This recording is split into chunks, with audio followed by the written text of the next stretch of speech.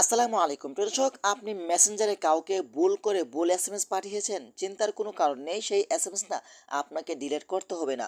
পুনরায় সেই এসএমএসটা এডিট করে আপনি সেই ব্যক্তিকে সঠিক এসএমএসটি পাঠাতে পারবেন। তো চলুন আপনাদেরকে দেখিয়ে দিচ্ছি। তার আগে ছোট্ট একটি কথা বলবো, যারা আমার ফেসবুক পেজে নতুন, অবশ্যই আমাদের পেজটি ফলো করে রাখুন এমন গুরুত্বপূর্ণ নতুন নতুন ভিডিও পাওয়ার জন্য। তো এই কাজটি করার জন্য ফার্স্ট অফ অল আপনি চলে আসবেন আপনার মেসেঞ্জারে।